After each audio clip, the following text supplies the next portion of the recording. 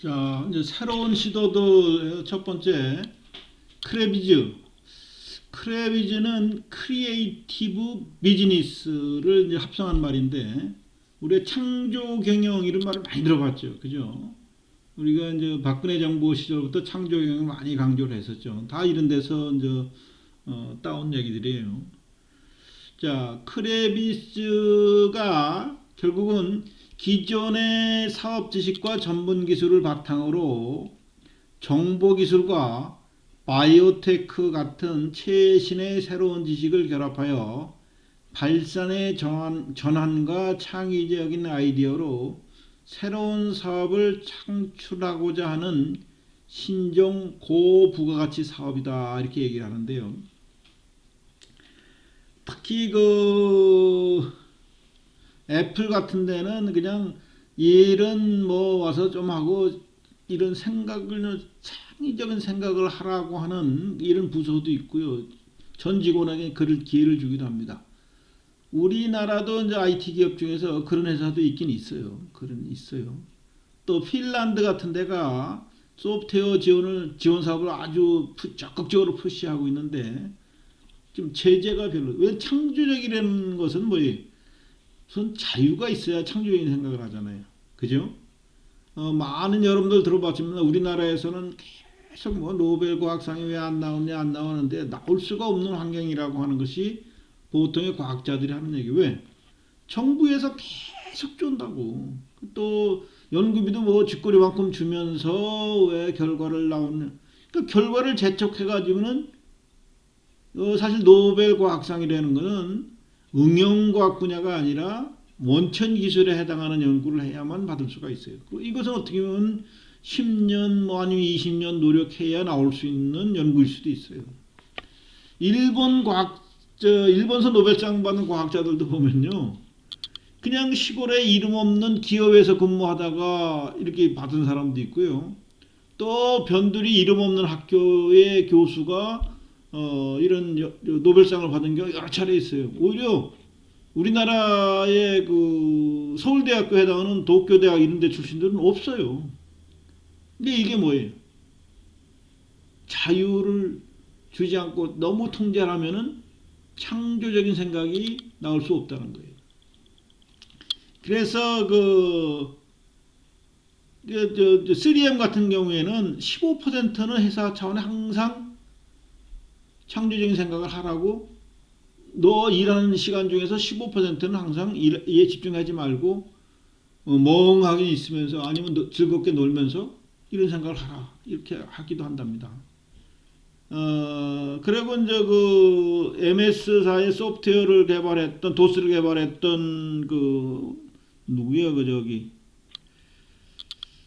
빌 게이츠. 빌 게이츠 같은 경우도 대학원 때 그렇게 부담 없을 때 개발하게 돼 있죠. 페이스북 개발한 친구들도 그러죠. 대부분 이렇게 잘못 쓸 때 나오는 거예요. 그리고 이제 세계적인 노벨상을 과학적인 발견들은요, 대부분 30대 이전에 발견해요. 여러분 잘 아는 아인슈타인이 상대성 이론과 특수상대성 이론을 발표한 게 다 20대 후반 때예요. 젊었을 때. 교수직이 있을 때 한 게 아니에요. 그러니까 이게 자율이라는 게 엄청 중요하다는 사실을 좀 알아야 됩니다.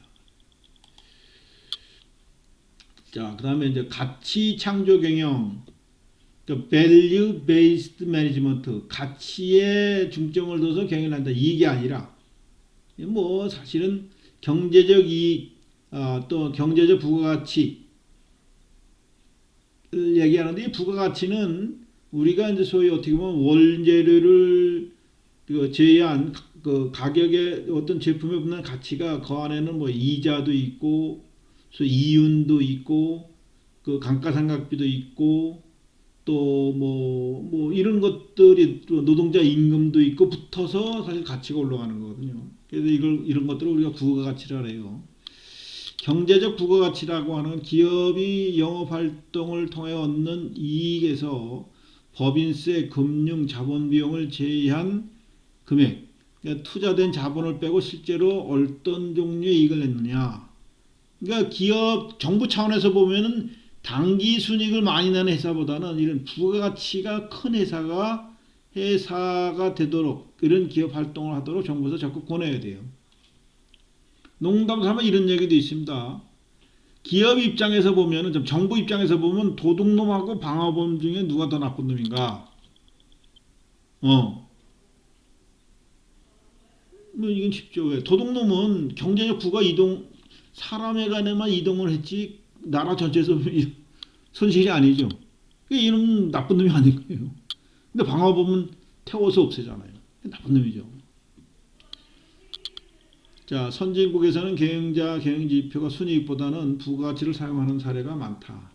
이것도 이제 뭐 개념적이라는 얘기라고 볼 수 있습니다. 그 다음에 이제 펀경영이라는 개념이 있는데, 이 펀경영이라는 것은 재밌어야 된다는 거예요. 일터도 재밌어야 되고, 일하는 일도 그렇고, 뭐 하여튼 재미를 위해서. 그래서 웃음경영, 유머경영 이런 말이 있는데, 여러분 저 앞에서 허츠버그의 그 위생요인, 동기요인을 배웠었죠? 그 직장에 나가는데 아주 가기 싫어. 뭐 상사의 관계, 뭐 동료와의 관계 이런 것 때문에 아주 가기 싫고 통제받고 이런 게 싫으면은 재미가 없잖아요. 그러니까 직장 가는 것이 아주 재밌으면은 직장 다니면서 일도 즐겁게 하고 결국 효율도 높아지겠죠. 자, 포춘지 이게 이제 미국의 경제지인데요. 일하기 좋은 10대 기업의 공통적 특성이 하나가 재미있다 이거예요. 회사 나가면은. 예, 구글 같은 회사는 사내에서 스쿠터를 타고 돌아다닌대요. 재미있죠. 또 우리나라 연예인들 보면은 나는 그 조영남 씨 같은 사람이 참 즐겁게 사는 사람 같아요. 펀하게. 여러분들도 알지만은 조영남 씨가 그림을 잘 그리는데 이 사람이 주 소재가 그냥 화투예요, 화투. 그냥 순수 미술을 한 사람이나 일반 사람이 봐도 도대체 화투를 그려가지고 저걸 팔아먹을 수 있을까? 그죠? 근데 이 친구가 그걸 그려가지고 좋은 작품들 하나 몇천만 원씩 받고 팔잖아요. 얼마 전에 문제가 되기도 했지만 아주 즐겁게 살고 있어요. 노래도 하고 뭐 해가면서. 근데 세상을 너무 찡그리고 심각하게 살 필요가 없어요. 나도 좀 그런 스타일이긴 한데 나도 좀 배워야 될 것 같아요. 자, 음악을 활용한 감성경영. 이것도 중요한데, 여러분, 음악 치료 이런 거 들어봤죠? 그래서 음악을 인간 심리의 작용을 연구를 해가지고 이것을 마케팅에 각종 활용을 합니다.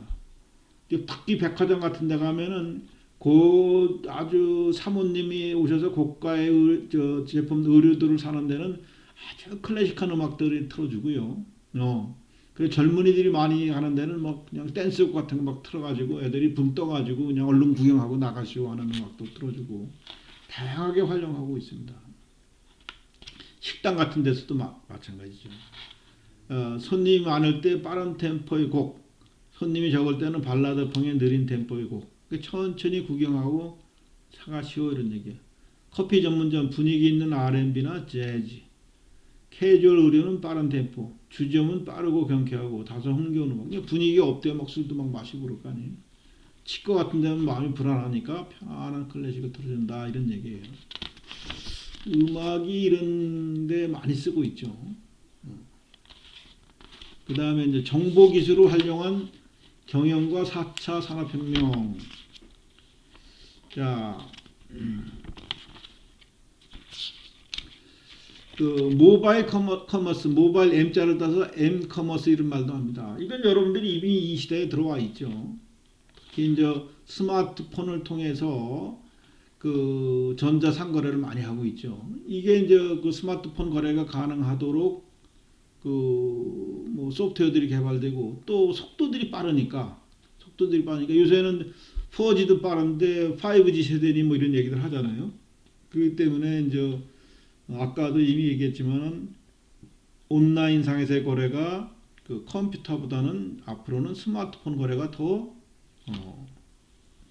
많을 가능성이 크다. 또 모바일 비즈니스, 왜 인터넷 비즈니스도 요즘 뭐 B2B 뭐 이런 거 들어봤었죠. 전에도 한번 P2P, 퍼스널 대 퍼스널 거래, 비즈니스 대 기업 대 비업, 기업 대 퍼스널 뭐 이런 것들이 이제 소프트웨어도 개발되어 있는데 이것이 이제 모바일로도 가능하게 돼 있어요. 모바일로.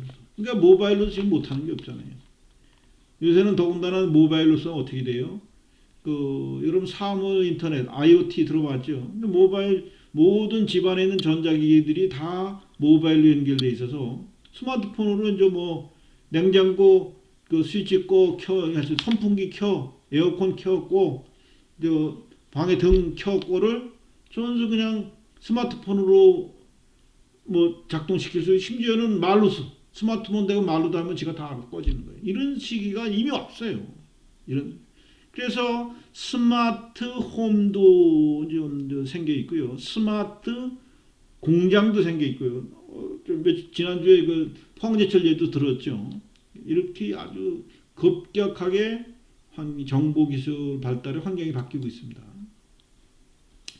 그러니까 유커머스, 유가 이제 유비쿼터스에서 유자예요. 유커머스. 이게 유는 라틴어의 유비쿼터스인데 유비쿼터스라는 것이 신처럼 언제나 어디서든지 있다 이런 얘기예요. 그러니까 이게 뭐 신적인 존재. 지금 여러분 스마트폰 하나 가지고 뭐 카메라 되죠. 처음에는 이게 뭐 스마트폰 만든 폰 전화기로 개발된 건데 이걸 가지고 뭐 카메라 지금 카메라 성능을 더 따지죠. 그죠? 여러분들도 스마트폰 고를 때 카메라 성능을 아주 중요시하죠. 카메라만 되는 게 아니라 뭐 카메라도 연출이 뭐 다양하게 할 수 있죠. 심지어는 스마트폰으로 영화도 만들 수 있다고 그랬었죠. 그죠? 독립영화 같은 데 스마트폰으로 만든 뭐 영화도 있고 특히 유명한 박찬욱 감독인가 그 양반도 스마트폰으로 영화도 만들었었죠. 박찬욱. 그 다음에 이제 스마트폰으로 뭐도 해요. 그냥 뭐 드라마, 영화, 뭐 인터넷 뭐든지 다 할 수 있죠. 유튜브 다 볼 수 있죠. 어마어마한 이게 주머니에 있는 컴퓨터. 이게 또 뭐 엄청난 성능의 컴퓨터가 됐어요. 지금 몇십 기가바이트를 얘기하는데 교수님이 처음에 대학생 때인 80년대 초반만 해도 컴퓨터 하드디스크의 용량이 30메가만 돼도 어마어마한 성능인데 지금의 여러분 갖고 있는 스마트폰 성능의 뭐 1000분의 1도 안 되는데도 한 300만 원씩 하고 그랬었습니다. 기존의 이커머스, M커머스, T커머스 모든 종류의 전자상거래를 다 포괄하고 있다. 그러니까 네트워크로 전 세상이 연결이 돼서 뭐 안 되는 게 없잖아요. 미국에 있는 사람하고도 휴대폰으로 전화가 되죠. 스마트폰으로 군대 가 있는 하고도 그냥 뭐 전화가 되죠. 그래서 이런 환경에서는 사실 보안이 상당히 문제가 되죠. 보안과 바이러스 같은 것들이 심각한 문제가 일으킬 수 있죠. 자, 그 다음은 좀 쉬었다가